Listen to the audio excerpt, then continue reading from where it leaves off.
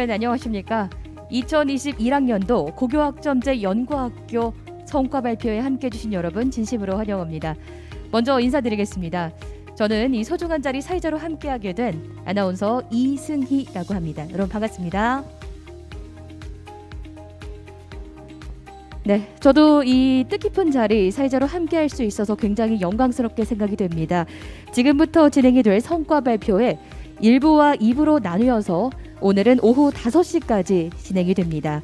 2021학년도 고교학점제 연구학교 운영 결과 및 성과를 함께 공유하고 고교학점제가 현장에 잘 안착이 되기 위한 방안을 함께 논의하고 또 소통을 하기 위해서 마련된 오늘 이 소중한 자리, 성과 발표의 마지막까지 여러분께서도 적극적으로 함께 해주시고 참석하신 모든 분들께서 또 의미 있는 시간이 되시길 진심으로 소망하도록 하겠습니다.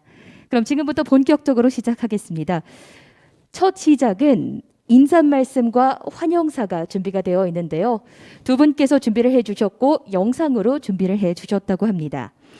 유은혜 부총리 겸 교육부 장관님의 인사 말씀과 한국교육과정평가원 홍미영 부원장님의 환영사가 준비되어 있습니다. 여러분 뜨거운 박수로 두 분 화면으로 함께 만나보시죠.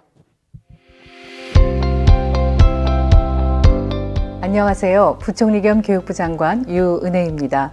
2022년 이민년 새해 고교학점제 연구학교 성과 발표회에서 여러 선생님들과 시도교육청 관계자분들을 영상으로나마 이렇게 뵙게 되어서 매우 기쁘게 생각합니다. 먼저 2년째 지속되고 있는 코로나19 상황에서도 고교학점제 연구 선도학교를 운영하며 학생 맞춤형 교육을 위해 최선을 다해 주신 선생님들께 진심으로 감사드립니다. 아울러 그간 고교학점제에 대한 헌신적인 노력으로 연구 선도학교 유공교원으로 선정되신 선생님들께 축하의 말씀을 드립니다. 고교학점제는 학생 개개인을 중심에 두는 교육, 학생들의 진로와 개인의 선택에 따른 개별 맞춤형 교육으로 학교 교육을 변화시키기 위한 핵심적인 정책입니다. 교육부는 2017년 문재인 정부 출범과 함께 고교학점제 추진을 국정과제로 선정하며 고교교육 혁신을 위한 여정을 시작했습니다. 그 시작은 고교학점제 연구 선도학교였으며 2018년 105개교를 시작으로 2021년에는 전체 고등학교의 약 61%인 1457개교가 연구 선도학교에 함께 하였습니다. 그간 연구 선도학교가 해온 고민과 노력은 고등학교 교육의 새로운 가능성을 확인하고 학점제가 자리 잡는 밑거름이 되었습니다. 연구 선도학교 선생님들의 열정과 노력으로 고교 학점제 운영 모델과 사례들이 만들어졌고 학생 선택형 교육과정 운영과 지역과 연계한 교육과정 다양화, 자기주도적인 진로 학업 설계 지원 등을 통해 학생들의 학교 생활이 의미 있게 변해왔다고 생각합니다. 2022년 올 한 해는 고교 학점제 전면 시행을 위한 기반을 굳건히 다지는 중요한 해입니다. 2021년에 발표한 고교 학점제 종합 추진 계획에 따라 교육부는 시도교육청, 학교와 함께 2025년 학점제의 전면 적용을 구체적으로 준비해 갈 것입니다. 고교 학점제 체제로 단계적 전환을 시작하고 연구 선도학교 운영도 확대해서 실제적인 학점제 준비에 들어갑니다. 이 과정에서 고교 학점제 시행과 고교교육 혁신을 위해 노력해 오신 연구 선도학교 선생님들의 지혜는 더욱 중요해질 것입니다. 고교 학점제가 미래 세대를 위한 교육의 기틀로서 자리 잡을 수 있도록 앞으로도 선생님들의 지속적인 관심과 소중한 제언을 부탁드립니다. 교육부도 현장과 적극적으로 소통하며 고교 학점제의 현장 안착을 체계적이고 꼼꼼하게 준비하도록 하겠습니다. 그간 희망의 길을 만들어 오신 고교 학점제 연구 선도학교 선생님들의 열정과 헌신에 다시 한번 감사드리며 오늘 성과 발표회가 좋은 사례와 의견을 나누고 학점제의 새로운 도약을 위한 발전적 재현들이 오가는 뜻깊은 시간이 되기를 바랍니다. 새해 모든 분들의 가정에 건강과 행복, 기쁨이 함께 하시길 진심으로 기원합니다. 고맙습니다.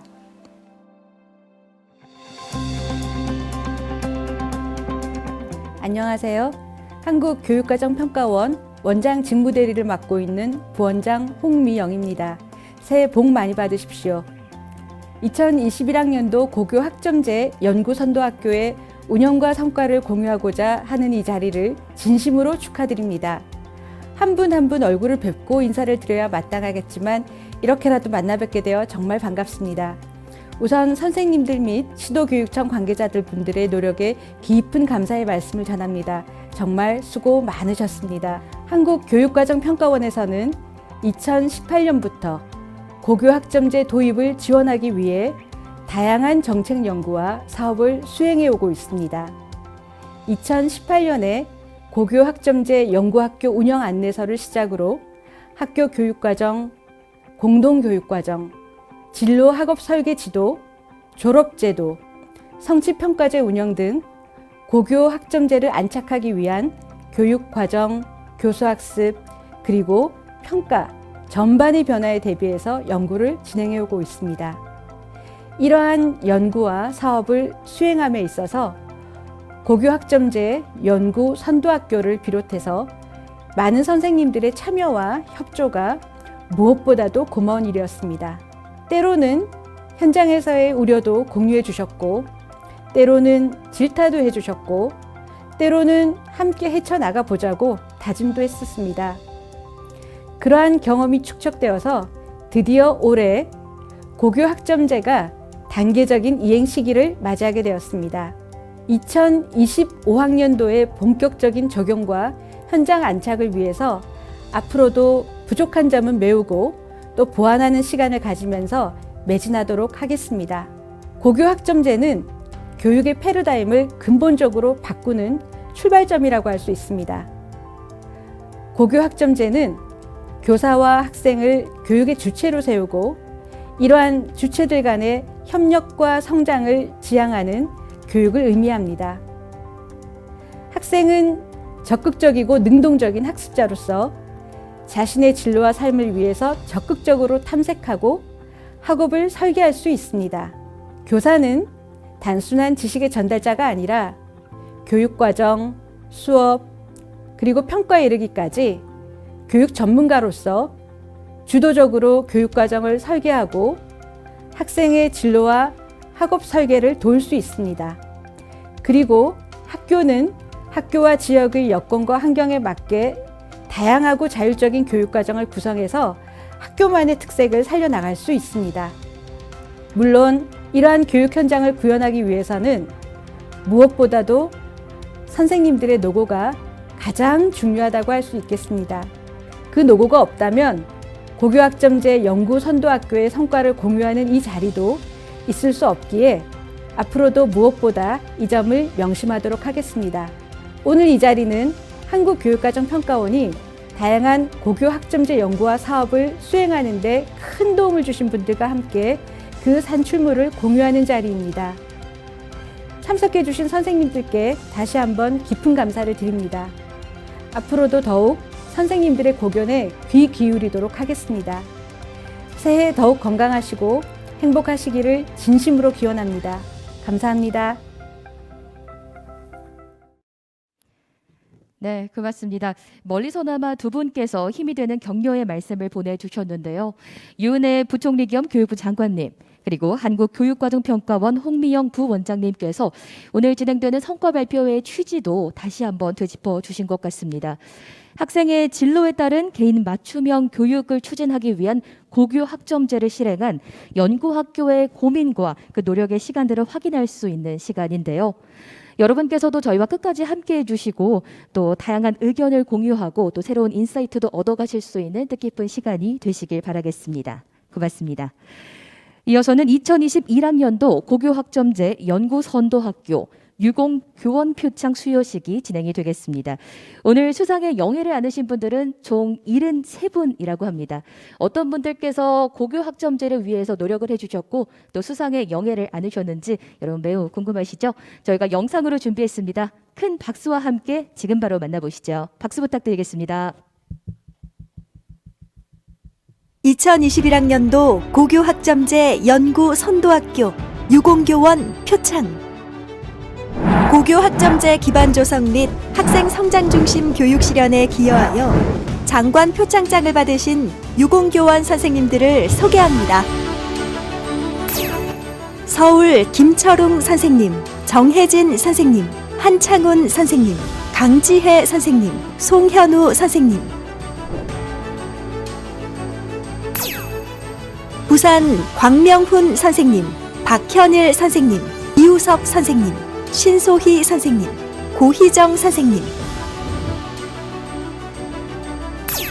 대구 김민정 선생님, 김수정 선생님, 문미현 선생님, 남인석 선생님. 인천 홍설인 선생님, 이승재 선생님, 이강숙 선생님, 오세정 선생님.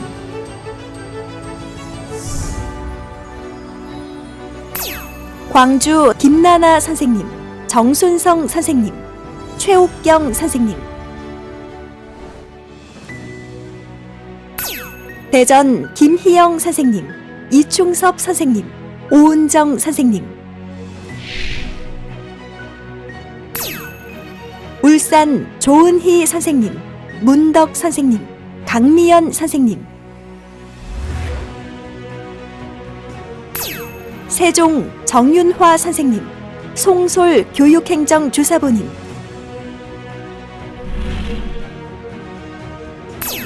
경기 김형미 선생님, 최순주 선생님, 고득호 선생님, 최인선 선생님.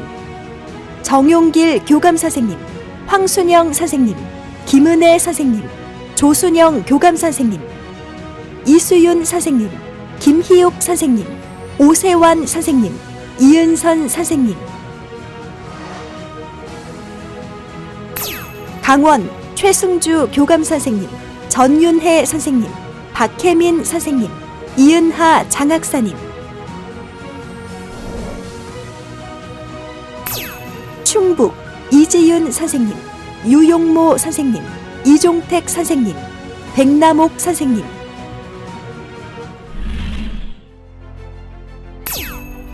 충남 유지선 선생님, 최유리 선생님, 박정환 선생님, 이광현 선생님. 전북 신동욱 선생님, 김정수 선생님, 윤가원 선생님, 박종민 선생님.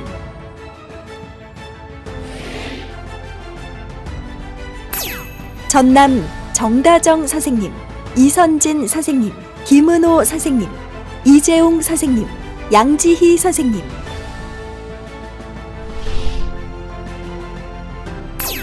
경북 정숙인 선생님, 박영 선생님, 이건영 선생님, 오성우 선생님, 박효영 선생님.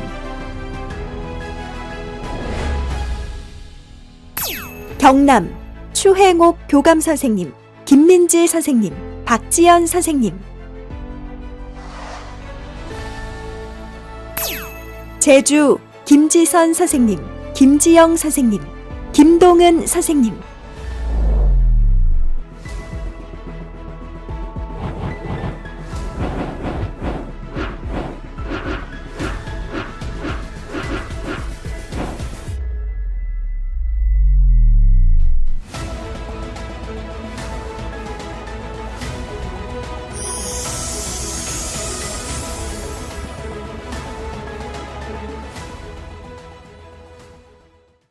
네, 다시 한번 진심으로 축하드립니다. 저희가 현장에 모시고 직접 축하를 전할 수 없어서 조금 아쉽지만 이렇게 한 분 한 분 이름을 또 호명하고 얼굴을 확인할 수 있어서 굉장히 뜻깊은 시간이 아니었나라는 생각도 하게 됩니다. 수상의 영예를 안으신 73분 모두 다시 한번 축하드리겠고요. 앞으로도 고교 학점제를 위해서 더욱더 노력해 주시리라 믿습니다. 고맙습니다. 이어서 표창장을 수여하신 분들을 대표해 경북 사곡고등학교 정숙인 선생님의 소감을 준비했습니다. 영상으로 준비가 되어 있는데요. 여러분 큰 박수와 함께 정숙인 선생님 화면으로 만나보시죠. 박수 부탁드리겠습니다.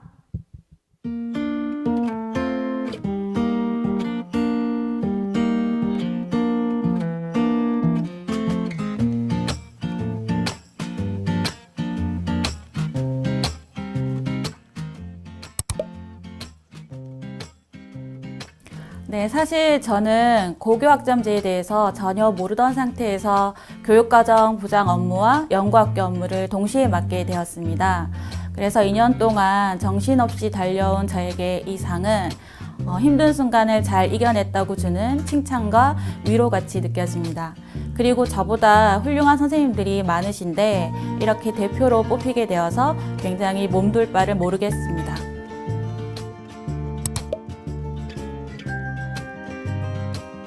사곡고의 환경과 여건에 맞는 학생 맞춤형 교육과정을 운영하여 학생들에게 다양한 선택의 기회를 주고 모든 선생님들이 함께 고교학점제의 정착 방안을 연구하기 위해서 노력하였습니다. 학생들에게 다양한 선택의 기회를 주기 위해서 학생 수요를 반영하여 선택 과목을 확대하였고 공동교육과정과 소인수 과목 운영을 통해서 학생들의 과목 선택권을 확대하고자 노력하였습니다.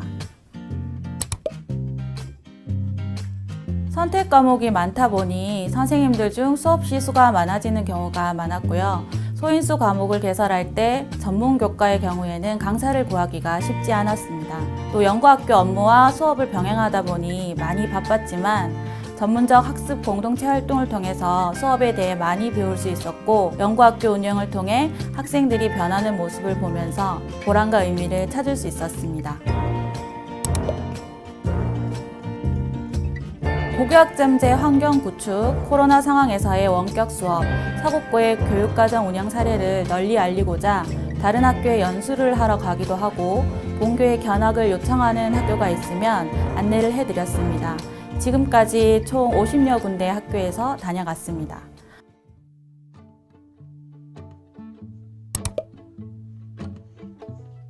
제 꿈은 초등학교 교사인데요. 선택 과목과 진로 동아리가 다양하게 운영되고 있어서 의미 있는 학교 생활을 할 수 있었습니다. 참교사 동아리에서 활동하며 모의 수업을 해보았고 소인수 과목으로 아동 생활 지도와 아동 복지라는 과목을 교수님께 배우며 꿈을 키울 수 있었습니다. 정숙인 선생님은 업무가 너무 많아서 바쁘신 와중에도 수업에 들어오시면 학생들에게 항상 친절하게 대해주시고 질문에 성실하게 답변해 주십니다. 그런 모습을 보면서 힘든 상황을 이겨내는 강인함과 긍정적인 태도를 배울 수 있었습니다. 고교학점제 연구학교를 경험하면서 학교와 학생들이 변화하는 모습을 직접 확인할 수 있었습니다. 학점제가 현장에 잘 안착되게 하기 위해서 선생님들이 조금이나마 덜 고생하시도록 다양한 자료가 개발되어 보급되면 좋겠습니다. 그리고 학교의 모든 구성원이 서로 협력적으로 도와주고 존중받을 수 있는 분위기가 되었으면 좋겠습니다.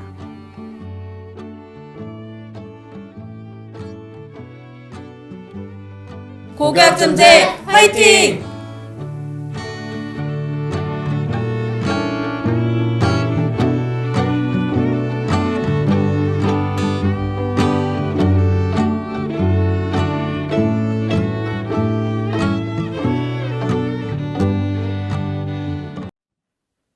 네, 맞습니다. 정숙인 선생님의 말씀을 영상으로 만나보셨는데요. 그간 고교학점제를 위해서 얼마나 애쓰셨는지 확인할 수 있는 뜻깊은 영상이었습니다. 선생님 다시 한번 축하드립니다. 아울러 다시 한번 표창장을 수여하신 73분의 모든 수상에 영예하신 분들께도 다시 한번 축하의 인사를 드리겠습니다. 고맙습니다. 네, 이어서는 2021년 고교학점제 운영 현황 및 성과에 대해서 교육부 고교교육혁신과 김혜림 과장님께서 발표를 준비해 주셨는데요. 현장에 함께해 주셨습니다. 여러분 큰 박수로 환영해 주십시오. 안녕하세요. 교육부 고교교육혁신과장 김혜림이라고 합니다. 오늘 연구학교 성과 발표회를 갖게 돼서 기쁘게 생각하고 선생님들을 현장에서 직접 뵙지 못해서 몹시 아쉽습니다. 연구학교가 벌써 4년을 운영을 했습니다. 올해 들어서면 이제 5년 차가 되는데요. 지금 앞에서 선생님들 수상도 하셨지만 사실 선생님들의 노고와 수고가 없었다면 고교학점제는 오늘에 이르지 못했을 거라는 걸 제가 누구보다 잘 알고 있습니다. 다시 한번 온라인이지만 뵙게 돼서 감사하고 또 기쁘고 감사하다는 말씀 드리고 싶습니다. 네, 저는 오늘 작년 한 해 2021년 고교학점제에 어떤 일이 있었는지 또 우리 연구학교에서는 어떤 성과가 있었는지를 간단히 말씀을 드리려고 합니다. 그 전에 학점제를 왜 하는지 제가 이제 여기저기 많이 학점제 설명해 달라고 하는데 설명할 때마다 제가 우리 사회의 변화에 대해서 잠깐 얘기를 합니다. 4차 산업혁명이나 또 오늘 코로나, 오늘 굉장히 또 확진자가 많은데요. 감염병처럼 이렇게 예측할 수 없는 미래를 살아갈 아이들한테 그러면 어떤 역량을 키워줘서 어떻게 살아갈 수 있도록 도와줘야 될지 그런 고민에서 학점제는 시작이 되었습니다. 그리고 우리 국내적으로 보면 인구가 너무 빨리 줄어들고 있어서 정말 한 학생, 한 아이를 정말 그 역량을 크게 키워주지 않으면 우리 사회가 또 미래가 밝지 않을 수 있다. 이런 염려도 있습니다. 그런 측면에서 보면 2021년은 인구학적으로도 우리나라에 굉장히 큰 일이 있었습니다. 그 전년도에 2020년에 출생아 수가 사망자 수보다 적은 인구 첫 데드크로스가 발생을 했고요. 그 여파인지 모르겠으나 당초 예상보다 한 7년 정도 앞당겨져서 우리나라의 총 인구가 감소하는 일이 2021년에 있었습니다. 그래서 이렇게 이제 인구가 줄어드는 시대에 있어서 우리 아이들을 키워내는 선생님들의 역할과 그 중요성이 더욱 커지고 있다. 이런 말씀을 다시 한번 드리고 싶습니다. 고교학점제는 이번 정부 주요한 국정과제로 추진이 되고 있습니다. 2017년에 고교학점제 추진 방향과 연구학교 운영 계획이 발표가 됐고요. 2018년도부터 연구 선도학교가 늘어나서 첫 해 105개 학교로 시작됐던 연구 선도학교가 2021년에는 1,457개 학교, 일반계고 기준으로는 55.9% 937개 학교가 운영이 되었습니다. 2021년에는 고교학점제 정책적인 측면에서 굉장히 여러 가지 일들이 있었습니다. 우선 2월 달에 고교학점제 종합추진계획이 발표가 됐습니다. 이 고교학점제 종합추진계획은 우리 선생님들 보신 분도 있을 것이고 아직 못 보신 분도 계실 수도 있을 것 같은데 이 종합추진계획은 고교학점제라는 제도가 무엇인가를 우리 나름대로 정리한 우리나라 버전의 고교학점제 제도가 설계가 완성됐다라고 생각하시면 되겠습니다. 그런데 이게 뭐 저희 그냥 교육부에서 우리 실무자들끼리만 만든 게 아니고요. 연구선도학교의 운영 결과, 그리고 현장 의견 수렴 결과, 그리고 또 우리 평가원을 비롯한 연구자분들의 다양한 분석과 그런 토대 위에서 고교학점제 종합추진 계획이 마련이 되었습니다. 그래서 종합추진 계획을 한번 보시면 우선 학점제형 교육 제도는 무엇인가, 그리고 학생을 중심으로 한 학교 운영은 어떻게 할 것인가, 그리고 고교학점제를 잘 운영하기 위해서 어떤 지원 체제가 필요한가, 이런 내용을 담고 있는 나름 방대한 정책이라고 할 수 있겠습니다. 2월 달에 이제 고교학점제 종합추진계획을 경기도 구리에 있는 갈매고등학교에서 발표를 했습니다.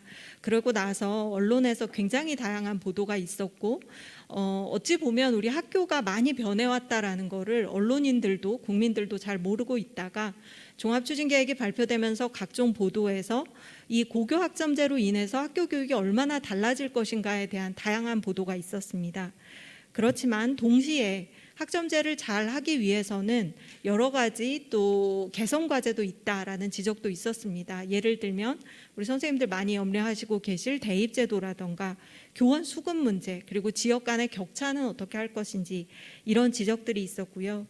그래서 종합추진계획을 발표한 이후에 이런 언론의 여러 가지 지적과 또 저희가 평가원하고 함께 그 학부모, 교사, 학생들한테 의견 수렴을 거치고 피드백을 거쳐서 8월 달에는 2025년 고교학점제 전면 적용을 위한 단계적 이행 계획을 발표하게 됩니다. 이 단계적 이행 계획에는 22년에서 올해부터 24년까지 또 각각의 이제 과제별로, 주체별로 무엇을 해서 어떻게 준비할 것인가, 학점제는 어떻게 단계적으로 들여올 것인가 이런 내용들을 담고 있습니다. 교육부에서 단계적 이행 계획이 발표가 된 후에 시도교육청별로도 고교학점제 단계적 이행 계획을 수립했습니다. 의미가 있는 점은 시도별로 부교육감님이나 교육감님을 단장으로 하는 고교학점제 정책 추진단이 마련이 됐다라는 겁니다. 그래서 교육청 본청, 교육지원청 그리고 산하기관, 소속기관이 체계적으로 역할을 나눠서 우리 학교에 계신 선생님들을 도와드리는 그런 체제가 구축이 됐다. 이런 측면에서 의미가 있겠습니다. 요즘 이제 제가 현장을 나가거나 또 여러 관계자분들을 만나면 고교학점제는 이번 정부에서만 하는 일은 아닌가라는 우려 섞인 질문을 받게 됩니다. 그렇지만 이런 염려는 하실 필요가 없는 게 작년에 2021년에 국회에서는 초중등교육법을 개정해서 고교학점제의 법적 근거를 마련했습니다. 그래서 고교학점제는 단순히 이번 정부에서만 하는 일시적인 정책이 아니라 우리나라 고등학교 교육의 제도로 자리 잡았다라는 점을 말씀드리고 싶고요. 개정된 초중등교육법은 올해 3월 25일에 발효가 됩니다. 그리고 그거에 맞춰서 현재 교육부에서 초중등교육법 시행령을 개정 중에 있고 법률 개정 시기와 맞춰서 공포를 할 수 있을 것으로 생각하고 있습니다. 21년에 사실 여러 가지 일이 있어가지고 이제 이것도 기억을 해주실지 모르겠는데 지난 11월에 2025년 고교학점제가 전면 도입될 때 적용이 될 2022 개정 교육과정의 주요 사항이 발표가 됐습니다. 그래서 이 2022 개정 교육과정에는 이제 학점의 분량, 그리고 과목 구조를 개편하는 내용들, 그리고 미의 수제를 도입하기에 앞서서 책임 교육을 강화하는 부분, 이렇게 해서 학점제를 준비하기 위한 교육과정의 틀이 마련이 됐다라고 보시면 되고요. 올해 하반기에 이제 이 총론과 강론이 발표가 될 예정입니다. 그리고 이 부분 도입기 2024년까지는 2015 개정 교육과정이 적용이 되기 때문에 작년 연말부터 올해 1월까지 해서 2015 개정 교육과정의 총론도 부분 개정이 완료가 되었습니다. 공동교육과정과 학교 밖 교육이 지금 활발하게 운영이 되고 있는데요. 그간에 이제 시도교육청별로 자율적으로 해왔던 부분들을 좀 통일을 해서 공통 가이드라인이 현재 마련 중이고 2월 중으로는 현장에 보급해 드릴 수 있을 것으로 그렇게 준비를 하고 있습니다. 이런 제도와 정책적인 부분도 중요하지만 사실 학점제는 물리적인 공간도 굉장히 중요합니다. 가변형 교실이라던가 홈베이스라던가 그래서 학점제를 운영하기 위한 공간 조성도 저희가 시도교육청과 굉장히 노력을 많이 해오고 있고요. 2021년 하반기 기준으로 전체 일반계 고등학교의 46.8%가 학점제형 공간 조성이 완료되었습니다. 저희가 2024년까지 모든 일반계 고등학교가 공간이 준비될 수 있도록 그렇게 노력하도록 하겠습니다. 학점제를 하면서 이제 여러 가지 고등학교 교육이 총체적으로 바뀌다 보니까 선생님 여러 가지가 필요하지만 선생님들이 가장 중요하고 저희가 또 선생님들을 지원하기 위한 여러 가지 노력을 하고 있습니다. 지금 학생 수가 많이 줄어들고 있기 때문에 선생님들이 모자라다라는 거는 그러니까 감언이 돼서 저희가 잘 알고 있고요. 피부로 많이 느끼시지는 못하시겠지만 저희가 올해 시도별로 학점제 운영을 위한 중등교원 정원을 452명을 추가 배정을 했습니다. 그리고 교과 순회 교사도 계속해서 확보를 해가고 있고요. 전체 중등교원의 총량은 이제 5년 주기로 정부에서 교육부뿐만 아니라 이제 행정안전부나 같이 수급 계획을 잡는데 이 고교 학점제라는 정책 변화로 인해서 요구되는 어떤 추가적인 인력 소요, 선생님들이 필요하다라는 부분을 반영해서 저희가 올해 상반기에 2023년부터 27년까지 적용될 교원 수급 계획을 새로 모델을 만들고 있습니다. 그래서 이런 이제 작업들이 마무리가 되면 현장에서 부족한 일손을 조금은 덜 수 있지 않을까 그렇게 기대를 하고요. 고교학점제가 새로운 일이다 보니까 선생님들의 업무가 많이 늘어나서 저희도 고민이 많고 그래서 작년 8월에 교원단체 6개 교원단체와 함께 협의체를 만들어서 매월 만나고 있습니다. 그래서 교원을 선생님들을 지원해 드릴 방안을 지금 준비하고 있고 당초 목표는 이제 작년 연말까지 하려고 했는데 생각보다 이제 좀 논의가 길어져서 이것도 이제 개학 전에 준비할 수 있도록 그렇게 일정을 잡아서 추진하고 있습니다. 그러면 작년에 연구학교 내에서는 어떤 성과가 있었는지 간단히 말씀드리겠습니다. 앞서 말씀드린 것처럼 일반계 고등학교에 937개 학교가 작년에 연구선도학교로 운영을 했고요. 올해는 9개 시도에서 전체 일반계 고등학교가 연구선도학교로 운영이 되게 됩니다. 학점제가 총체적인 변화이다 보니까 연구선도학교 경험이 굉장히 중요하다라고 저희가 알고 있고, 그래서 모든 학교들이 잘 하실 수 있도록 계속 돕도록 하겠습니다. 작년 연말에 저희가 연구학교 운영 현황을 조사를 했습니다. 그래서 그 가집계 결과를 잠깐 말씀을 드리자면 연구학교의 91.2%가 교과 영역을 개방형 교육과정을 운영하는 것으로 나타났습니다. 그리고 그중에서도 20%의 연구학교는 교과 영역 간의 장벽을 모두 다 허문 전면 개방형 교육과정을 운영해주고 계십니다.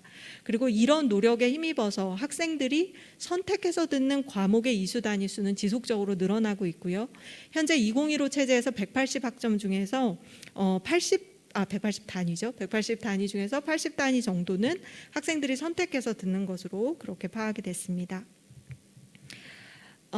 이 연구학교를 운영하면서 이제 과목 수요 조사와 수강 신청을 받게 되는데, 이 부분이 이제 대학과 가장 다른 부분이죠. 선생님들이 굉장히 노력 많이 하시고 어떻게 보면 굉장히 번거로운 작업일 수도 있는데, 연구학교들 전체적으로 보면 연평균 4회 정도는 수요조사와 수강 신청을 실시하시는 것으로 나타났고 70%의 연구학교가 소인수 과목을 개설하고 계신 것으로 나타났습니다.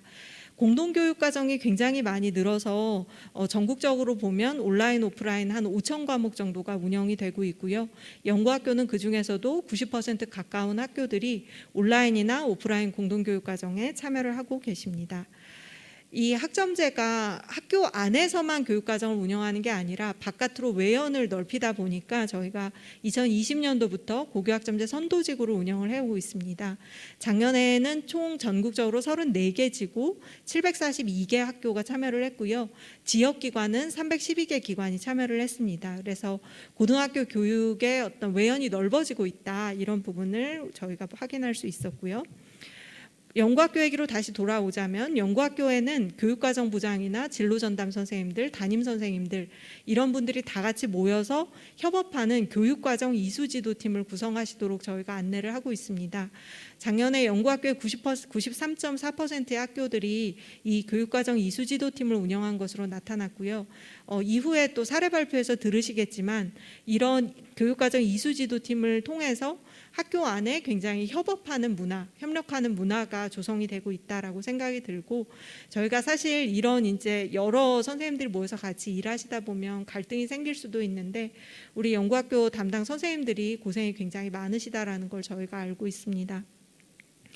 학점제를 하면서 수업이나 평가도 많이 달라지고 있습니다. 그래서 연구학교의 65%가 수강 신청 단계에서 과목별 교수학습 계획서를 안내해서 학생들이 과목에 대한 정보를 어느 정도 가지고 선택할 수 있도록 도와주고 계시고요. 저희가 또 고무적으로 생각하고 있는 거는 최소학업 성취 수준 도달 지도를 연구학교의 70%가 하고 있고 기초교과 중심으로 하고 계셔서 향후 미수제 도입에 이르기까지 현장에서 준비가 잘 될 것으로 기대가 큽니다. 네, 이렇게 연구선도학교의 다양한 성과들이 나타나면서 2021년에는 언론의 관심도 굉장히 많았습니다. 그래서 보시는 것처럼 공동교육과정 운영 사례라던가, 그리고 학생들이 선택해서 듣는 선택형 교육과정, 그리고 이제 학생 중심의 문화가 정책되고 있는 부분, 그리고 그게 다시 또 진학 실적으로까지 이어지는 다양한 각도에서 연구학교들의 성과를 보여주는 기사들이 많았고요. 또 2022년에도 또 좋은 성과가 있을 것으로 기대가 됩니다. 마지막으로 2022년 올해 추진 방향을 간단히 설명을 드리겠습니다. 단계적 이행 계획에 따라서 내년도 2023년도에는 단위가 학점으로 바뀌고 204단위 졸업체제가 192학점으로 바뀌게 됩니다. 그리고 공통과목 국어, 수학, 영어에 대한 최소학업 성취 수준 보장 지도가 연구선도학교뿐만 아니라 모든 일반계 고에 적용이 될 예정인데요. 올해는 그걸 준비하는 운영체제를 전환하는 해로 저희가 삼고 있습니다. 올해 이제 다양한 사업들을 또 교육부에서도 시도교육청과 열심히 할 예정이고요. 제가 여기 보시는 것처럼 여러 가지 과제들이 있는데 두 가지만 말씀드리면, 학교 운영 체제 전환 지원과 관련해서 저희가 올해 3월 신학기가 시작하기 전에 고교학점제 단계적 도입 운영 안내서를 개발해서 현장에 보급을 해드릴 예정입니다. 이 안내서는 연구선도학교뿐만 아니라 일반계 고등학교에서도 비연구선도학교도 참고를 하셔서 학점제를 준비해 나가실 수 있을 거라고 기대를 하고요. 앞서 말씀드린 것처럼 내년도부터 국어, 영어, 수학 공통과목에 대한 최소 학업 성취 수준 보장 지도가 실시되기 때문에 관련한 매뉴얼이 지금 준비 중에 있습니다. 우리 평가원하고 같이 만들고 있는데요. 이 최소 학업 성취 수준 보장 지도 관련해서 저희가 시도별 핵심 교원 연수도 올해 계획하고 있습니다. 그리고 올해도 지금까지 그랬던 것처럼 현장의 의견을 부족하지만 최대한 많이 들으면서 현장에 도움이 되는 그런 정책을 만들어 가도록 하겠습니다. 네, 작년 수능 직전에 KBS 다큐온이라는 프로그램에서 학점제를 주제로 다큐멘터리가 방영이 된 적이 있습니다. 이때 강원도 마차고등학교의 학생이 이제 한 멘트가 굉장히 인상적이고 마음에 많이 남아서 오늘 선생님들하고 공유를 해드리려고 여기 넣었는데요. 참고로 이 다큐멘터리는 KBS 홈페이지에 가시면 공짜로 보실 수가 있습니다. 근데 이 강원도 마차고등학교가 전교생이 35명인 굉장히 작은 학교입니다. 그런데 학점제 연구학교를 하면서 드론 수업도 하고 또 대학학이랑 연계해서 일본어 수업도 하고 직업계열 과목도 하고 있습니다. 그래서 이 작은 학교지만 이 안에 있는 아이들이 여러 가지 꿈을 꾸고 자기의 가능성을 찾아갈 수 있는 게 학점제다 이렇게 말을 해줬는데요. 이 다큐에 보면 또 어떤 선생님께서 아이들은 정말 무궁무진하다. 아이들의 가능성은 무궁무진하다라는 말을 해주십니다. 그래서 우리 연구선도학교에 계신 선생님들, 담당하신 선생님들 정말 고생 많으시다는 거 잘 알고 있고요. 선생님들의 노력이 이런 아이들의 꿈으로 잘 피어나서 굉장히 의미 있는 결실을 맺을 수 있을 거라고 생각을 하고 네, 오늘 추진 성과에 대한 발표는 이것으로 마치도록 하겠습니다. 고맙습니다. 네, 고맙습니다. 교육부 김혜린 과장님께서 발표해 주셨는데요. 그럼 다시 한번 큰 박수 부탁드리겠습니다. 네, 고맙습니다. 과장님께서 그간의 고교 학점제 성과 그리고 앞으로의 과제 또 추진할 방향성에 대해서 말씀을 해 주셨습니다. 학생 개인 맞춤형 성장을 지원하기 위한 고교 학점제 현장에 잘 안착이 될 수 있도록 앞으로도 많은 관심과 노력을 부탁드리겠습니다. 또 이 자리에 함께하고 계시는 참석자 여러분 또 선생님들께서도요. 많은 응원 그리고 참여를 부탁드리도록 하겠습니다. 이어서는 연구학교 운영 사례 발표가 있겠습니다. 고교 학점제를 실제로 학생들과 학교에서 운영해 보신 선생님들의 발표이니만큼 더욱더 자세하고 또 실질적인 내용이 공유가 될 것 같습니다. 오늘 발표는 총 2분의 선생님께서 현장에 함께 해주셨는데요. 경기 광남고등학교 진수미 선생님 그리고 충북 단양고등학교 최순희 선생님께서 준비를 해주셨습니다. 먼저 첫 번째 순서는 경기 광남고등학교 진수미 선생님의 발표입니다. 여러분 큰 박수로 환영을 해 주십시오. 안녕하세요. 저는 광남고등학교 교사 진수미입니다. 저희 학교는 경기도 광주에 있고요. 19년에 연구학교에 지정돼서 이제 3년차 운영이 종료되는데요. 연구학교가 아니더라도 고교학점제는 지속되어야 된다는 생각으로 지속가능한 고교학점제를 저희 학교 목표로 삼았습니다. 저희 학교 사례는 일반고가 따라하기에 쉽고 무난하다라고 평가해 주시는데요. 운영하는 동안 기존의 다른 연구학교 운영과 사례들 고교학점제 연구학교 안내서 등이 많이 도움이 되었고 참고를 했는데요. 저희 학교는 한 30학급 규모이고요.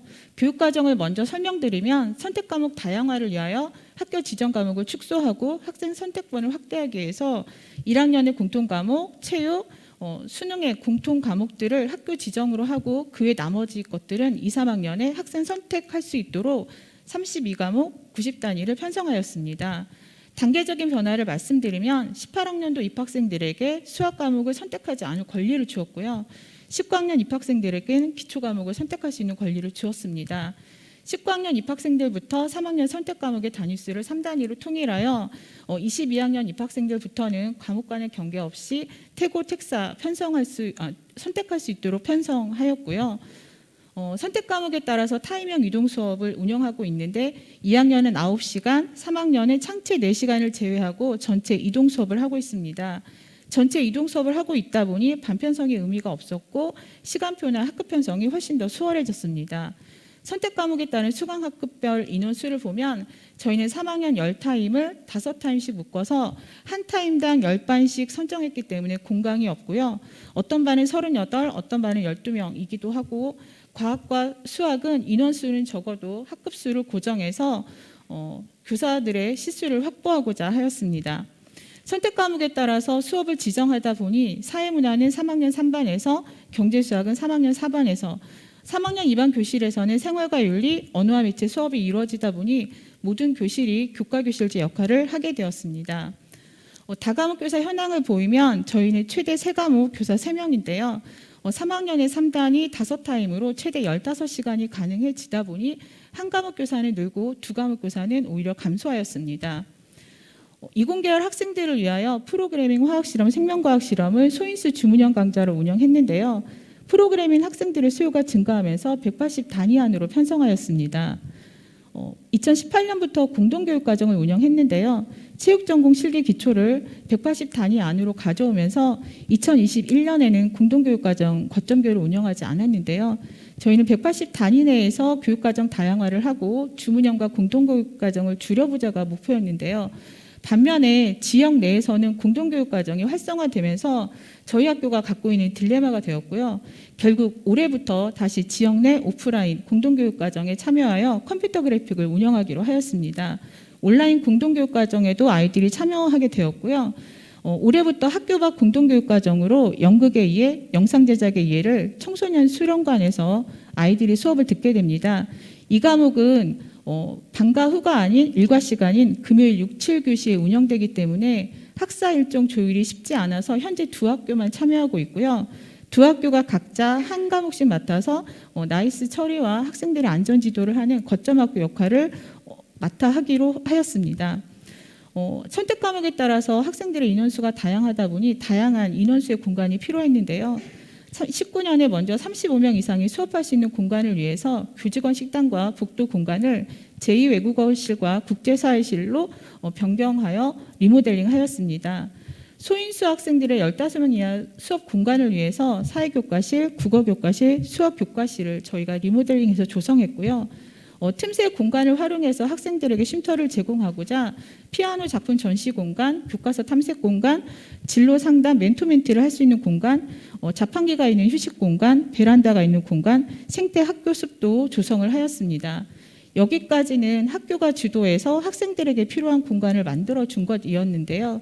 2021년에는 저희가 영역 단위 공간 혁신 사업에 참여하여서 사용자 중심 참여 설계를 통해서 촉진자인 건축사와 교사, 행정실, 학부모, 학생이 모두 함께 워크숍과 협의회를 통해서 공간을 디자인하고 현재 도서관을 새로운 디지로그 공간으로 모델링하고 있습니다. 지금 현재 공사 중에 있고요. 저희는 기존의 진로교육에 과목 설명회를 추가해서 자기이해, 진로 탐색, 진로 선정이 나선형으로 반복 심화될 수 있도록 하였습니다. 진로 행사보다는 주일에 창체 진로 활동을 내실화 하는 진로 교육을 하고자 했는데요. 1학년은 진로교사가 진로 중심으로 수업을 하고 2학년은 수업시수 적응 교사가 3학년은 담임교사가 진로 활동을 맡아서 진학 중심으로 수업을 전개하였습니다. 저희 학교 교과 이수 지도를 보면 교육과정 지도교사가 교육과정 안내를 하고 진로 선생님은 수업을 하시고 담임 선생님은 수강시청 및 안내 확인을 한 후에 교육과정 지도교사가 최종 수강시청을 확인하는 시스템인데요. 자세히 설명을 드리면 먼저 3월에 교육과정부에서 교육과정 안내를 하고 학급별로 교육과정 부장을 선정해서 교육과정 서포터즈를 조직합니다. 이 친구들에게 교육과정 안내 전달도 하고 있고 학급별로 교육과정 건의사항을 수렴해서 협의회도 하고 있는데요. 1차 지필고사가 끝나면 학급별로 교육과정 안내와 수요조사를 다시 실시합니다. 수요조사가 끝나면 진로 선생님이 진로 수업 시간에 과목 선택 실습 수업을 해주시고 계신데요. 진로 계열별로 4인 1팀 모둠을 구성해서 이 친구들에게 시도별 과목 안내서를 배부합니다. 저희는 따로 과목 안내서를 만들지 않고 각 시도에서 잘 만들어진 과목 안내서를 그대로 인쇄해서 다양하게 아이들한테 사정 1세트로 배부하는데요. 이 다양한 과목 안내서와 대학 학과 홈페이지를 탐색한 후에 학과에 따른 과목을 이렇게 과목 선택지에 작성을 해서 아이들이 공유를 하고 있습니다. 굉장히 어려워하고요. 2시간 넘게 걸리는 수업이지만 아이들이 자기 주도적으로 다양한 경로로 과목을 탐색하고 진로를 설계해 보는 데 의미를 두고 있습니다. 2차 지필고사가 끝나면 과목 설명회를 하고요. 그리고 나서 아이들의 수강 신청 및 학업 계획서를 진로 시간에 하고 있습니다. 저희 학교는 이 학업 계획서가 8쪽짜리 굉장히 얇은데요. 수강 신청 변경 기간이 끝나면 과목 변경을 할 때 이 학업 계획서를 지참해야 합니다. 간혹가다 아이들이 내가 어떤 과목을 선택했는지 잘 모르는 경우도 있어서 이 학업 계획서를 지참하도록 하고 있습니다. 저희 학교 수강 신청 절차는 방학 전, 개학 후, 교과서 신청 전 이렇게 3번에 걸쳐서 정정 기간을 두고 있고요. 이것들이 다 끝나면 교육과정부에서 아이들의 선택 과목 1, 2학년 전체 학생들을 최종 확인하고 상담한 후에 수강 학급을 편성하고 있습니다. 아이들이 자기 주도적으로 과목을 선택하는 데 가장 많은 도움을 받았다고 하는 게 이 교수학습 계획서인데요. 1번에서 4번까지는 보통 과목 안내서에 나와 있는 내용들입니다. 5번하고 6번에 평가와 수업 자료 사진들을 담았는데요. 아이들은 이 부분에 있어서 지필평가가 1번인지 2번인지, 그다음에 수행평가는 어떤 것들이 있는지, 수업 자료는 어떤 것들이 있는지를 보고 그 수업을 짐작하는 데 많은 도움이 되었다라고 피드백을 주었습니다. 교과별 진로교육 강화를 위해서 학교 자율과정과 연계해서 과학전공 심화실험, 수학과의 창의융합 수학전, 국어과의 인문학 작가와의 대화들을 통해서 교과 심화활동도 진행하였습니다. 저희 학교는 고교 학점제를 통해서 수업을 바꿔보고 싶었는데요. 실제로 수능 특강 듣기 수업만 진행하던 3학년의 영어회화 수업이 바뀌었습니다. 선생님은 사실 좋은 의도에서 아이들에게 수능 특강 수업을 진행해 주신 거였는데요. 교육과정 서포터즈 아이들을 통해서 건의가 들어온 거죠. 내가 영어 회화를 배우고 싶어서 영어 회화 과목을 선택한 건데 말하기 수업은 없고 듣기 수업만 있다가 서포터즈 아이들의 건의였고요. 이 아이들의 건의사항을 영어 교과에 전달을 해서 영어 교과에서 협의를 통해서 수업을 바꿔주셨습니다. 영어 교과 선생님이 교육과정 재구성을 통해서 말하기 수행평가를 계획하셨고요. 이 말하기 수행평가를 지속가능 발전 목표 17개 주제와 관련해서 아이들이 탐색하고 청소년 NGO 단체를 만든 다음에 이 단체를 홍보하는 포스터를 작성해서 말하기 수업을 진행했고요. 2인 1팀 역할극 수업을 스마트폰 앱을 사용해서 아이들이 역할을 짜고 발표하는 수업을 진행했습니다. 10대를 위한 건강 발명품을 아이들이 만들고 이것들을 영어로 홍보하는 글을 써서 발표를 했고요. 이런 수업과 평가가 그대로 생활기록부에 오롯이 그대로 적혀서 아이들의 만족도가 높아졌습니다. 그 외 다른 선택 과목들도 이렇게 제로행과 챌린지 프로젝트나 테이핑 아트 프로젝트들을 진행해서 다양한 수업들이 전개되었고요. 저희가 고교학점제를 운영하면서 가장 힘들었던 부분이 이 책임교육이었는데요. 저희는 기초와 기본을 구분하고 교과별 미수 예방 프로그램으로 배움성장 프로그램을 운영하였습니다. 배움성장 프로그램은 6에서 7차 시 단기간 프로그램으로 수업 시간 내용의 학습지를 복습하는 것으로 해서 1차 지필고사 후 2차 지필고사 전에 지필고사 점수 향상을 목적으로 수업 담당 교사가 5명 내외 소인수로 운영이 되었었는데요. 2018년에는 1학년의 국영수 4과만, 2019년에는 2학년의 수학 영어까지, 2020년에는 조금 더 확대를 했었는데요. 2021년에는 저희가 교과 보충 집중 프로그램으로 대체하였습니다. 계속해서 저희가 예방 프로그램만 진행을 했었기 때문에 2021년에는 준비, 진단, 예방, 지원 단계라고 하는 책임교육 체제를 구축해 보려고 하였습니다. 그래서 먼저 준비 단계에서 교과 협의회를 통해서 과목 이수 기준을 설정했고요. 학업성적관리위원회 심의를 거쳐서 교과 이수 기준 적용에 따른 안내 및 가정통신문을 발송했습니다. 그런데 학생과 학부모님이 최소학업 성취 수준 40% 이해가 굉장히 어려웠습니다. 그래서 교과별로 최소학업 성취 수준 진술문 및 평가 문항을 개발하고 이를 홈페이지에 탑재했는데요. 최소학업 성취 수준 진술문은 작년에 경기도교육청에서 만들어진 자료집을 참고해서 최소학업 성취 수준 진술문을 만들고 평가 문항을 만들어서 공개를 하였습니다. 교과에서 진단을 하고 예방 프로그램으로 배움 성장 프로그램 외에 또래 멘토링을 추가해서 운영하고자 했고요. 지원 단계는 저희가 처음 해보는 건데 과제형과 보충형으로 10차시를 계획했었습니다. 그런데 예상과 달리 많은 어려움이 있었는데요. 생각보다 학기말 점수가 늦게 나왔고 선생님들은 생기부 작업으로 힘드셨고 이미 가정통신문은 나간 상태여서 안 할 수도 없는 진퇴양난이었는데요. 학기말 점수 40점 미만 학생들을 대상으로 저희가 장결자, 부적응 학생, 운동부를 제외하고 과목이 중복되는 학생들은 가장 낮은 과목 점수의 한 과목만 참여하는 것으로 해서 대상 학생을 선정했습니다. 그래서 여기 보면 과학과가 없는데요. 과학 교과는 수행 평가를 통해서 미도달 학생이 없도록 지도를 했다고 하더라고요. 그래서 결국 수학과만 보충형으로 5차시로 저희가 줄여서 진행을 했고 나머지 과목들은 과제형으로 이렇게 한 교실에 모여서 진행을 했는데요. 과연 이런 과정만으로 아이들이 교과 이수 기준에 도달했다라고 볼 수 있을까? 저희도 이제 처음 해보면서 많이 미흡하고 보완해야 될 부분이 많구나라고 느꼈습니다. 1학년 학생들을 대상으로 저희가 고교 학점제 설명을 하고 아이들이 써준 오행시 중에서 기억에 남는 학생 것인데요. 고교 학점제는 고등학교 가기 싫고 교실에 있기만 해도 식은땀이 나는 학생을 위해 점점 생겨야 되는 제도이다. 이 학생은 공부 못하는 학생이었고요. 이제 이 학생이 3학년이 되는데요.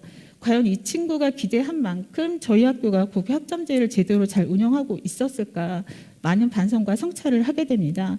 많은 아이들이 기대하고 있는 고교 학점제를 생각하면서 힘들지만 힘내시라고 선생님들께 응원의 메시지를 보내드리면서 저희 학교 사례 발표를 마치도록 하겠습니다. 감사합니다. 네, 고맙습니다. 첫 번째 사례 발표를 해주신 진수미 선생님 진심으로 고맙습니다. 지속 가능한 고교 학점제를 위해서 지난 3년 동안의 고민과 운영 내용들을 세세하게 공유를 해주셨습니다. 의미 있는 말씀 대단히 고맙습니다. 다음 발표는 충북 단양고등학교 최순희 선생님께서 준비를 해주셨는데요. 교육과정 마스터 운영을 통한 농산 어촌고등학교의 고교 학점제 운영 모델 연구라는 주제로 오늘 발표를 진행을 해주시겠습니다. 역시나 현장에 함께해 주셨습니다. 여러분 큰 박수로 환영해 주십시오. 안녕하세요. 충북 단양고등학교에서 교육과정 부장을 맡고 있는 교사 최순희라고 합니다. 온라인이지만 여러 선생님들을 만나게 돼서 떨리고 또 이런 자리에서 저희 학교가 3년간 운영했던 사례를 발표하게 돼서 정말 영광스럽습니다. 발표에 앞서 저희 학교는 충북 단양군에 위치한 학교이고요. 5개 학급씩 총 15개 학급으로 구성된 시골의 작은 학교임을 알려드립니다. 저희 학교 본관에서 보시면 이런 장면이 있습니다. 부끄럽지만 멋있지 않나요? 네, 저희 학교 단양고등학교의 상황을 조금 설명을 드려야 이해가 쉬우실 것 같습니다. 충북 단양군에 위치해 있고요. 3만이 안 되는 작은 농산 지역이고요. 이 지역 안에서 단양고등학교밖에 없는 유일한 일반 고등학교입니다. 또한 단양군 안에서 다른 학교가 하나 있긴 있는데요. 특성화 고등학교 하나밖에 없어서 다른 지역들의 경우에는 그 주변 일반 고등학교가 협력을 해서 과목을 개설하기도 하는데 우리 학교 단양고등학교는요. 다른 학교와 함께 공동교육과정을 개설하는 것이 좀 어렵습니다. 또 저희 단양고등학교로 신규 첫 발령을 받으신 교원이 전체 38명 중에서 19명이나 되십니다. 장점일 수도 있고 단점일 수도 있겠죠. 학교 문화와 공간 조성에 대해서 말씀드리겠습니다. 일단 교육과정위원회와 교육과정 이수 지도팀을 중심으로 해서 저희는 정말 민주적이고 투명한 협의회 문화를 정착시키려고 노력을 했는데요. 작년도 기준으로 협의회를 26차례 실시를 했더라고요. 이 협의회들이 문서상으로만 남아있는 게 아니라 실제로 교육과정을 운영하기 위해서 여러 가지를 같이 고민하고 같이 운영을 해나가는 과정들이었다고 보시면 될 것 같습니다. 또 자연스럽게 교육과정부뿐만 아니라 모든 부서가 고교학점제에 맞춰서 업무를 고민할 수 있도록 업무 분장을 좀 분산을 시켰습니다. 보시면 교육과정부가 저를 포함해서 부원 1명밖에 없거든요. 대신에 교무기획부에서는 공동교육과정을 함께 해주시고 수업혁신부에서는 교과교실 공간을 관리해 주시고요. 진로부에서 수강신청 프로그램, 학년부에서는 교육과정 선택을 지원해 주시고 자율적 교육과정을 실행해 주십니다. 이렇게 여러 부서에서 함께 고교학점제를 고민하고요. 이것이 문서상으로만 있는 것이 아니고 함께 협의를 많이 했는데요. 어찌됐건 교육과정부서가 다 가지고 업무를 이끌어갈 수는 없는 것 같아요. 연구학교가 끝나더라도 해당 부서의 사람이 떠나더라도 고교학점제는 어찌됐건 전면 시행될 테니까 그것에 대비해서 다 같이 고민을 하는 것이 필요하다고 판단을 했습니다. 이런 과정 속에서 자연스럽게 선생님들이 학생들의 진로를 반영하는 고교학점제를 운영을 해보자는 움직임이 생겨났습니다.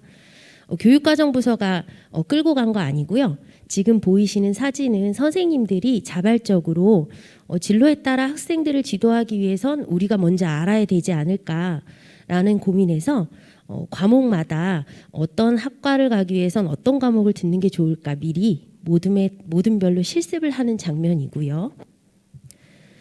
학생들에게서도 자발적인 움직임이 좀 생겼습니다. 이것도 교육과정부서가 절대 시키지 않았고요. 보시면 프로젝트실에 학생들이 만든 안내문이 부착되어 있는 장면과 그리고 자발적으로 입퇴실 명단을 관리하는 것 그리고 그 안에 있는 시설을 관리하는 체크리스트가 구비되어 있습니다.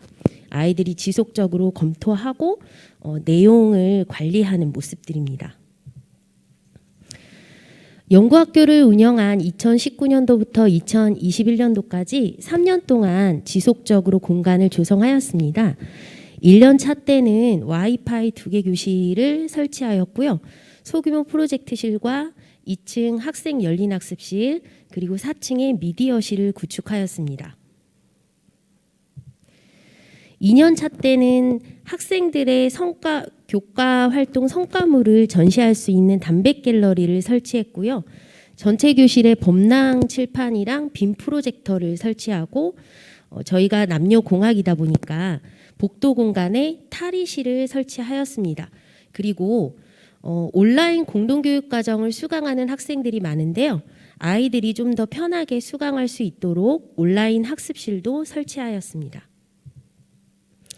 3년 차에는 2개 교실을 새롭게 증축하였고 틈새 공간에다가 학생들의 휴게 공간 및 모둠학습 공간을 정비하였고요. 학생 자치실이나 학생, 학부모, 교사가 다 같이 함께하는 교육 공동체실을 구축하였습니다. 교육과정 편성 운영에 대해서 말씀드리겠습니다. 저희는 2019학년도부터 연구학교를 운영했는데요. 운영 전에 입학한 2018학년도 입학생의 학생 선택 단위수는 58단위였는데 2021학년도 입학생은 84단위를 선택할 수 있도록 선택 과목을 확대하였습니다. 물론 대규모 학교나 여러 가지 인프라가 좋은 학교에 비할 바는 못 될 수 있으나 이제 최선을 다해서 학생들의 선택을 반영을 해 주었고요. 온라인 공동교육 과정도 지속적으로 확대를 해서 작년도에는 26개 과목 총 61명이 수강을 완료하였고요. 여기에는 겨울 계절 학기가 빠져 있습니다. 그리고 제천과 단양에 지역이 연합을 해서 공동교육 과정을 운영하는 것도 점차 확대를 하였고요. 이제 저희 학교가 중점이 되어서 행정 처리까지 맡아서 하는 교과목들도 계속 늘려서 학생들의 선택을 보장하도록 노력하고 있습니다. 2021학년도 입학생 때부터는요. 학생들의 진로가 변경됨에 따라 이런 것들을 좀 더 유연하게 반영할 수 있도록 학기제로 2학년의 탐구 과목을 선택할 수 있도록 확대를 하였습니다. 한편 단양고등학교가 아무리 온라인 공동교육 과정을 운영한다고 해도 그것만으로 해소되지 않는 부분들이 있었어요. 온라인 공동교육 과정 같은 경우에는 과목이 개설된 이후에 아이들이 수강 신청하는, 그러니까 아이들이 희망하는 교과목이 개설이 안 될 수가 있는 거죠.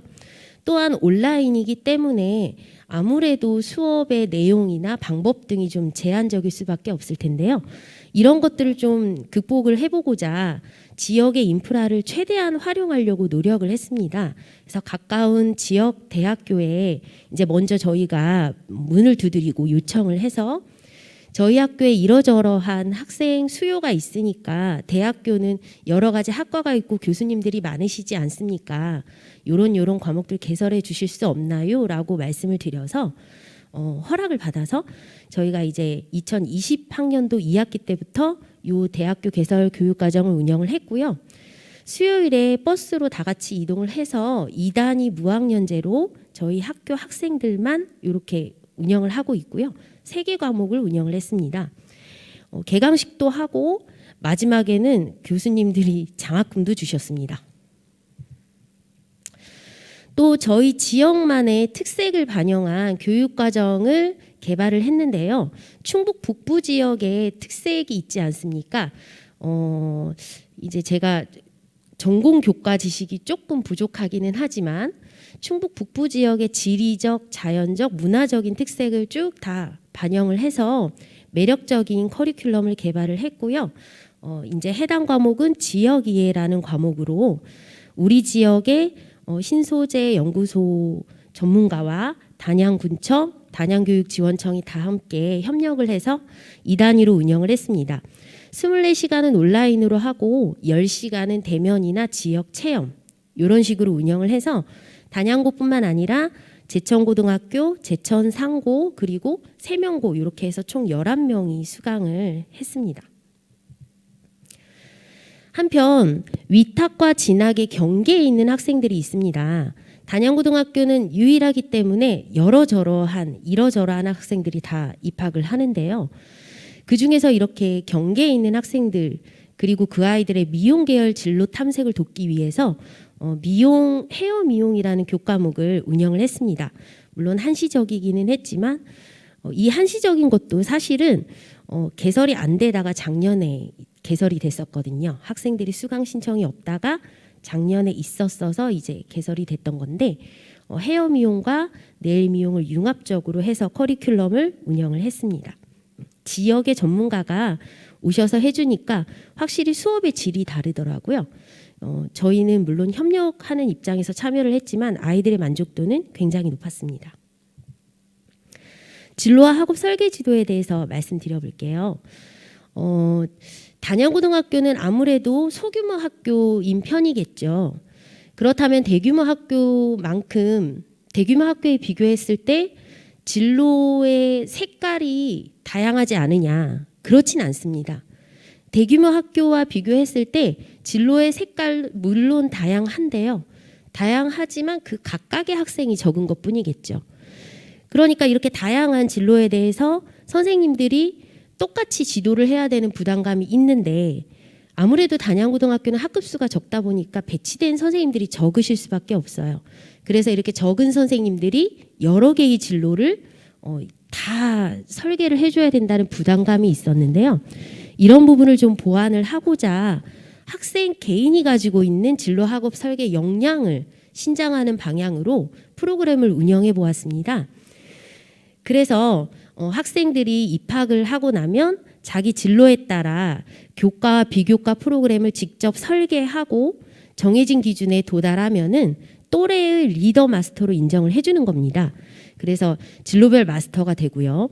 이 학생이 다시 친구와 후배에게 멘토링을 해주는 방식으로 이제 운영을 했습니다. 그 결과 이제 2019학년도에 입학했던 학생이 작년 3학년 1학기 말에 123명 중에서 22명이 이수를 했고요. 이 학생들은 다시 교육과정 박람회의 기획자로 또 참여를 해서 후배들과 친구들을 같이 다시 고민을 하는 이렇게 멘토링을 하는 형식으로 박람회를 운영을 했습니다. 여기 이수한 학생 명단인데요. 오른쪽 제일 마지막에 홍땡기라는 학생이 자연 계열을 이수했다라는 뜻인데 해당 학생은 3년간 그러니까 자연 계열에 맞춰서 교과목을 선택하고 이수하고 동아리 활동을 하고 그리고 학교 안에 연구 활동을 하고 수상 그리고 독서 활동을 했다고 보시면 되는 겁니다. 진로 집중 기간도 운영을 했습니다. 단양고등학교는 계속 말씀드렸다시피 지역 안에 유일한 일반 고등학교이기 때문에요. 대다수의 중학교 3학년 학생들이 본교로 직접 지원을 합니다. 그래서 이들이 대부분이 우리 학교로 진학을 하니까 이들이 사전에 먼저 참여하도록 하면 어떨까라는 생각으로 저희 학교의 교육과정 박람회에 참여할 수 있도록 하였는데요. 원래 진로집중 학기는 고등학교 1학년 1학기 한 개 운영하는 거잖아요. 그 한 개 학기 동안 학생들의 진로를 잘 설계하고 어떻게 할 것인지 고민을 들어주고 상담하고 한다고 치면 굉장히 짧은 시간일 거예요. 그런데 이 진로 집중 기간을 중학교 학생들에게 열어서 참여할 수 있도록 함으로써 중학교까지 진로 집중 기간을 확장했다고 보시면 될 것 같습니다. 앞서 말씀드렸던 그 또래 마스터 학생들이 이 박람회를 기획하고요. 같이 운영을 해나가는 시스템이었는데요. 결국은 지역사회와 예비고1이 함께하는 교육과정 박람회로서 5월 13일 날 운영을 했습니다.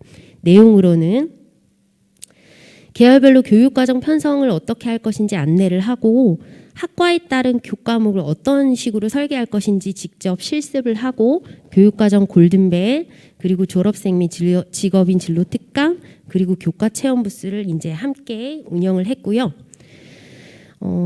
사진을 보시면 아이들이 직접 학과에 따라 혹은 희망 진로에 따라 어떤 과목을 선택하는 것이 좋을지 함께 고민을 하고 고민한 결과를 이렇게 게시를 합니다.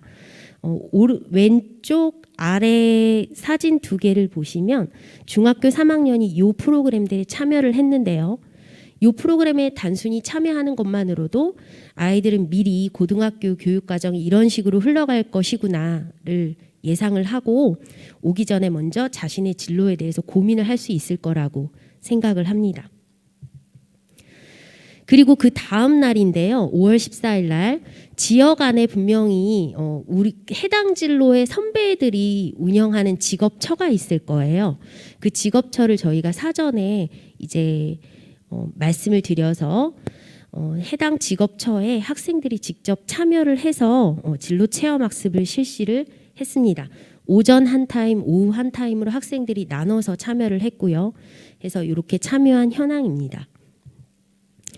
수업과 평가 내시라도 굉장히 중요한 부분입니다. 교육과정을 재구성하고 그리고 내실 있는 수업을 운영할 수 있도록 노력을 했는데요. 단양고등학교는 수행평가 100%로 운영하는 과목이 굉장히 많습니다. 그리고 그 수행평가 100%를 운영하는 안에 과정 중심으로 평가를 할 수 있도록 굉장히 선생님들이 고민을 많이 하셨고요. 이런 과정 속에서 교수 평기가 일체화될 수 있도록 하였는데요.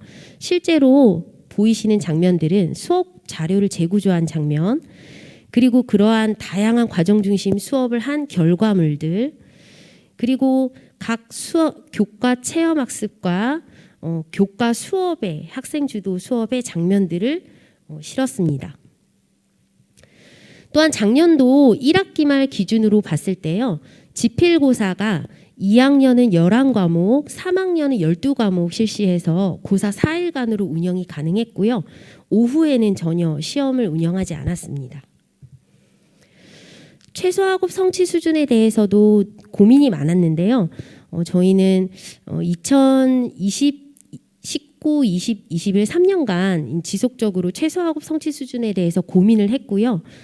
아이들이 이 최소학업 성취 수준 이상으로 성취를 끌어올릴 수 있게 미리 평가 계획을 안내하는 차원에서 안내를 하고 그리고 나서 예방 지도하는 방향으로 운영을 했습니다. 그래서 학습 코칭 프로그램을 운영하고요. 재능 기부도 받고 그리고 학생들의 학습 플랜 코칭도 실시를 했고요. 앞에 실진 않았지만 아이들의 정서를 지원하는 프로그램도 운영을 했습니다. 또한 교과 융합을 통해서 1, 2학년은 자율적 교육과정 프로그램을 운영했습니다. 교과 융합 주제를 사전에 협의하고 성취 기준을 재구조한 다음에 수강생을 전체적으로 재편성하고 시간표를 재편성해서 하루를 수업량 유연화의 날로 운영을 했고요. 실제 학습한 결과 발표하는 장면과 전시하기도 했습니다. 생명과학 원과 기하가 융합하기도 하고 영어투와 운동과 건강이 융합하기도 하였습니다. 네, 짧은 시간이지만 제가 이 발표를 준비하면서 준비하면서 다시 정리하게 된 것도 있었습니다. 아무래도 단양고등학교는 다른 지역에 비해서 좀 특수한 케이스라고 볼 수 있을 것이고요. 그래서 조금 더 고민이 많았던 것 같습니다. 제가 작년에 기사 자료를 찾아본 것인데요. 2021년도 8월 28일 날 데일리한 뉴스에서 나온 것인데 요 기사가 나온 시점이 2021년 8월이니까 2020년도를 기준으로 기사를 냈을 건데요. 출생 100명 미만인 지자체가 17곳이라고 하고요. 단양구는 굉장히 적게 출생하고 있습니다. 제가 발표 자료를 준비하면서 작년도 12월 기준을 또 찾아보니까 단양군에 출생하는 67명이더라고요. 이 인원이 크게 와닿지 않으실지는 모르겠는데요. 현재 단양에도 초등학교가 꽤 여러 개가 있습니다. 사실 67명이 한 개 학년으로 편성이 된다고 한다면 학교가 하나만 있어도 될 수준이라고 봐야 되겠죠. 그러니까 굉장히 심각한 상태인데요. 이렇게 적은 학생인데도 불구하고 이 학생들이 전부 진로가 똑같을 것이냐? 그렇진 않습니다. 67명의 아이들이 67개의 진로를 가질 수가 있고요. 그 진로를 가지는 학생들을 위해서 한 가지의 교육과정을 운영하면 될 것이냐? 그렇지 않다고 생각합니다. 지금 제가 땡땡 그 샌드위치 홈페이지를 캡처해온 것인데요. 이렇게 여러 가지로 아이들은 골라서 선택할 수 있는 것에 익숙한 이런 문화에 익숙한 아이들입니다. 이 아이들을 위해서 우리도 충분히 고민을 해야 할 시점이 아닌가라고 생각을 합니다. 한편 학교를 기준으로 생각했을 때 지역사회에서 학교가 없어지면 지역이 무너진다는 생각도 듭니다.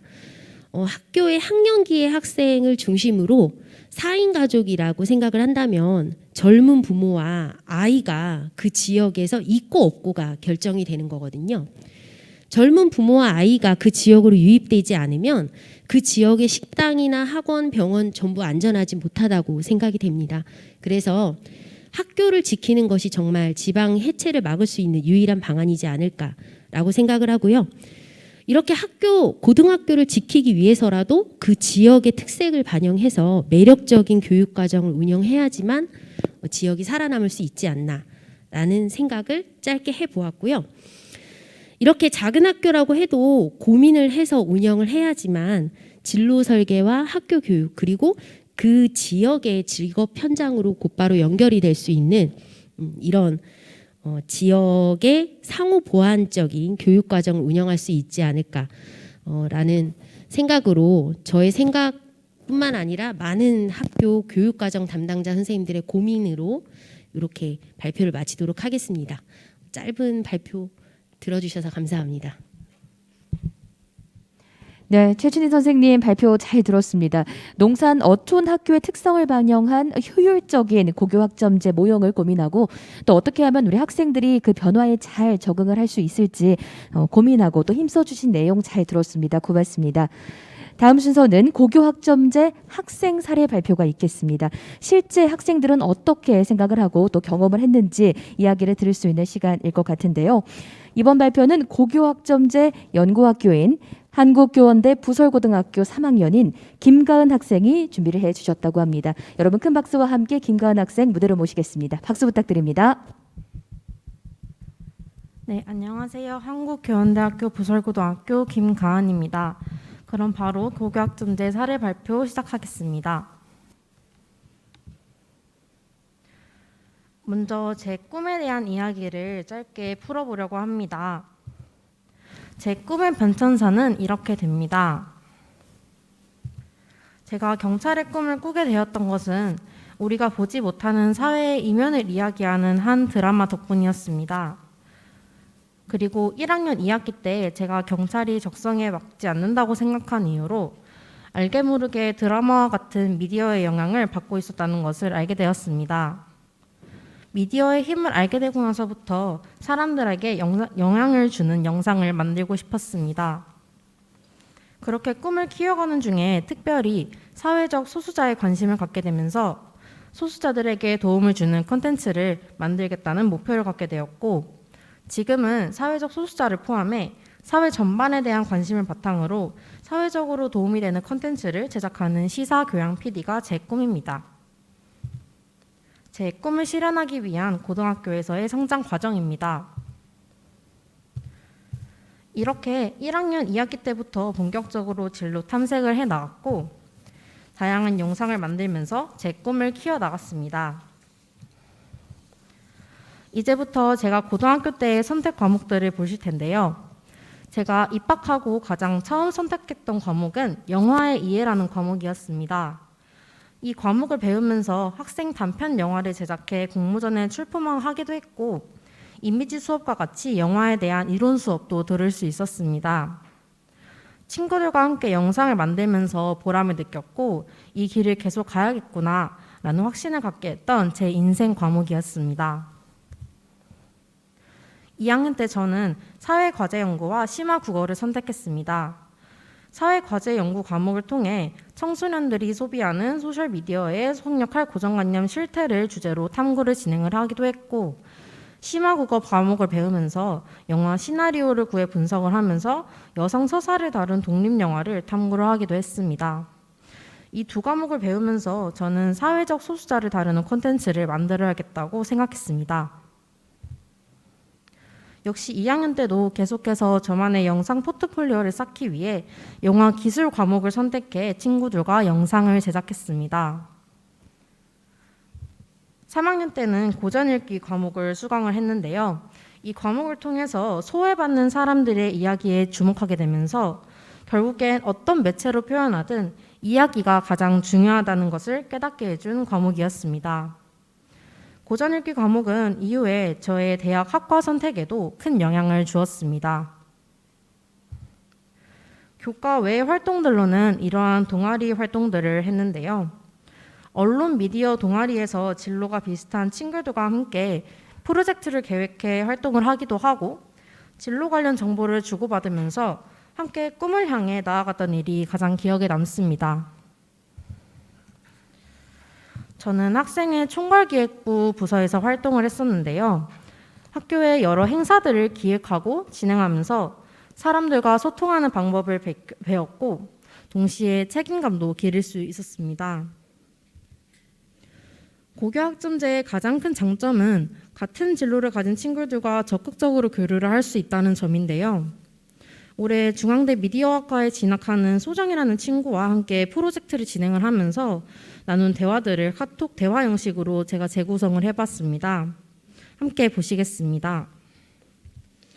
제가 먼저 이렇게 프로젝트 활동을 제안을 했고 이렇게 활동 구상한 내용을 공유를 하기도 했습니다.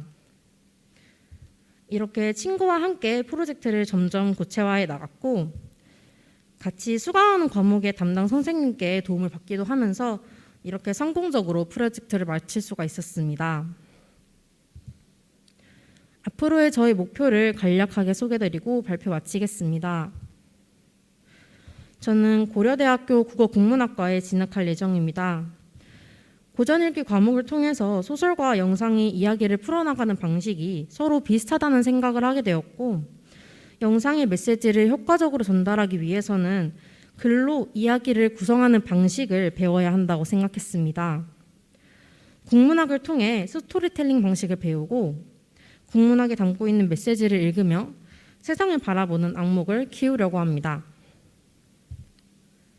저는 다양성을 존중하는 사회적 콘텐츠를 만드는 시사교양 PD가 되려고 합니다. 고등학교와 대학교에서의 배움, 그리고 사회인으로서의 다양한 경험을 통해 나만의 메시지를 찾아 영상으로 표현하고 싶습니다. 고교학점제를 겪어본 학생으로서 학생들이 진로에 맞게 다양한 과목을 선택해 수강할 수 있다는 장점도 물론 있지만 학생들이 그렇게 할 수 있도록 과목에 대한 정보를 찾아볼 수 있는 통로를 만들어주는 것이 중요하다고 생각합니다. 제가 다니는 교원대 부고에서는 실제 교육과정 박람회를 열어서 학생들이 앞으로 선택할 과목들을 미리 체험을 해보고 해당 과목을 듣는 선배들이 직접 과목 소개 영상을 제작해 후배들에게 유익한 정보를 제공할 수 있도록 하고 있습니다. 비록 제가 3학년 때 이 박람회가 처음 생겨서 직접 경험해 보지는 못했지만 1, 2학년 후배들에게는 본인의 진로를 설계하는 데 큰 도움이 될 거라고 생각했습니다. 이렇게 학생들을 위한 다양한 통로가 있어준다면 학생들이 앞으로의 과목과 진로 선택에 많은 정보와 도움을 얻을 수 있을 거라고 생각합니다. 2025년에 적용되는 고교학점제는 전 과목의 성취평가제가 적용이 되기 때문에 이젠 성적 부담은 줄이고 자신의 꿈을 찾아가는 데 더 많은 시간을 쏟을 수 있을 거라고 생각합니다. 앞으로 더 나아질 고교학점제가 진심으로 기대됩니다. 이상 발표 마치겠습니다. 감사합니다. 네, 발표 잘 들었습니다. 이렇게 김가은 학생이 고교 학점제를 통해서 자신의 진로를 찾아갔던 3년간의 여정에 대한 이야기 들어보셨는데요.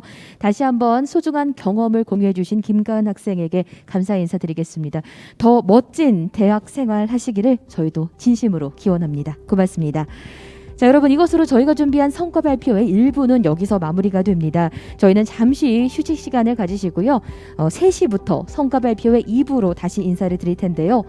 쉬는 시간 동안 고교학점제 UCC 공모전 입상자 모음 영상 그리고 학점제 안내 영상도 저희가 준비를 해두었습니다. 휴식 시간 가지시면서 안내 영상 함께 만나보시고요. 저희는 잠시 뒤 3시에 다시 인사드리겠습니다. 고맙습니다. 학생들이 관심 있는 과목을 선택하여 수업함으로써 수업 참여도가 몰라보게 좋아졌어요. 선택권을 보장하는 것은 당연히 주어져야 할 권리라고 생각을 해요. 고교학점제에서 핵심은 과목을 주도적으로 선택할 수 있는 학생의 육성 그 자체에 있다고 생각합니다. 스스로 선택해서 수업을 디자인할 때 아이들의 미래도 별처럼 빛나지 않을까요?